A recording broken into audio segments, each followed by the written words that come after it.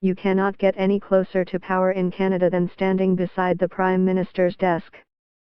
That is where an accused Russian spy was during the recent bilateral meeting between Justin Trudeau and Ukraine Prime Minister Volodymyr Groysman. Stanislav Yezhov, a key aide and interpreter for Groysman, found himself in a different place Wednesday night.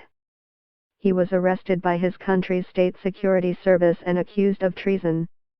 He was in the room for a number of high-level meetings in Ottawa, including private sessions with Trudeau and Gov. Jean-Julie Payette.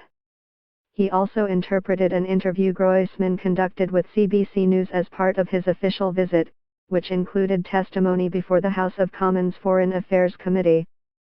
Foreign Affairs Minister Chrystia Freeland, who is of Ukrainian heritage, was in Kyiv City on Thursday as the scandal unfolded.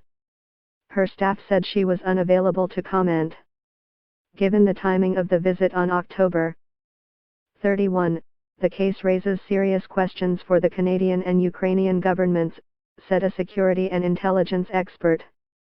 Him standing behind the Prime Minister's desk is a little worrisome, depending on what was on his desk at the time, said Yury Gursky, a retired CSIS officer.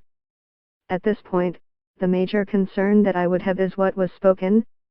What was said on a bilateral basis between Canada and Ukraine that is now in the hands of the Russians? Groysman, in his interview with CBC News that day, said the two countries discussed the issue of adding Ukraine to the list of countries where Canadian arms manufacturers can sell weapons and about Trudeau using the upcoming chairmanship of the G7 to focus attention on the war-torn Eastern European country. A spokesman for Trudeau offered little comment, beyond confirming that Yezhov was part of the Ukrainian delegation. Cameron Ahmed said Canada had its own interpreter in the room. The Security Service of Ukraine, SBU, said Thursday it had opened a treason case, but not yet laid charges against the interpreter, who was allegedly recruited by Russia's Federal Security Service, FSB. A statement by the SBU accused Yezhov of collecting data on the activities of governmental institutions by means of special equipment. He allegedly passed information to his Russian contacts through electronic communication channels. The agency's statement also suggested Yezhov had been under surveillance for a while but was allowed to go about his business as security officers gathered evidence. That raises the possibility the Ukrainian Security Service knew about the potential security risk during Groysman's visit to Ottawa.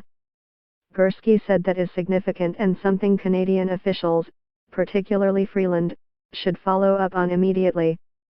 What the Ukrainians should have done is not permitted him to travel with the Prime Minister to Canada for bilateral talks, he said. They had reasonable grounds to suspect he was spying for the Russians. He has no business to be part of that delegation. Gursky was not prepared to call it a security lapse, but believes a review should take place. I would say that if it's not a security lapse, we need to revisit the protocols that we function under when it comes to visiting delegations, he said.